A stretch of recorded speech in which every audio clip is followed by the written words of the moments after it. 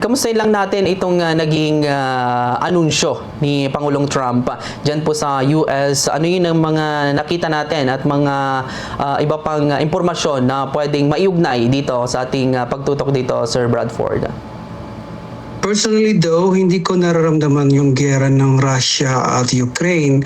Pero as the leader of the world, yung United States, kailangan gampanan ni President Trump ang maging mediator ng mga bansang nag-aaway katulad ng Russia and Ukraine. At sa pagkakalam ko, they're observing the Victory Day ng bawat bansa sa kanilang World War II anniversaries at bilang pagkunita sa mga naapektuhan ng war na yon ay may mga parada sila, kanya-kanyang parada, pero this time dahil nga may ceasefire na nangyari, I think it was proposed by Russia and accepted by Ukraine according to the announcement of President Trump.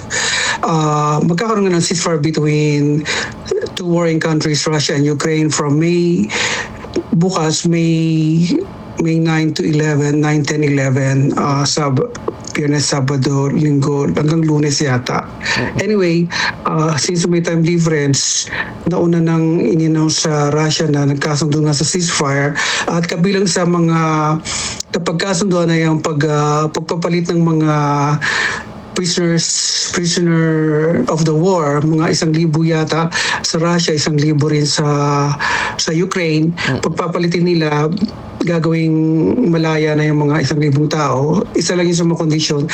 Pangalawa sa kondisyon ay walang mangyaring mga kinetic activity, meaning walang mga bombahan, walang sakitan, pero dinig ko parang binabiolate nila yung terms of the ceasefire. Dinig ko nagkakasikitan pa rin.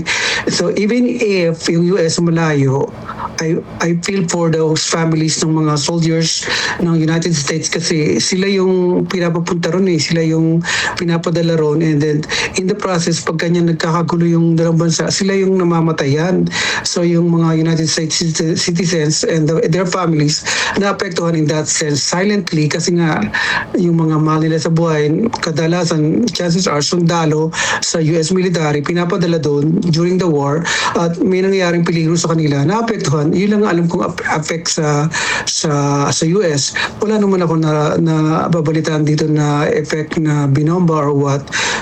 Mas pressing pa nga yung conflict ng Iran tsaka nung Israel kasi tinetreaten kami na bobombahin yung Russia and Ukraine. Walang threat na bobombahin kami. Parang silang dalawa lang talaga. So as far as economic activity, wala akong masyadong nakikitang impact. Mas may impact pa nga yung sa gasolina yung Iran and Israel dahil nga sa pagkakasarado ng yung strait na Hormuz ba yun? Na maliit na strait na dinadaanan ng mga oil tankers.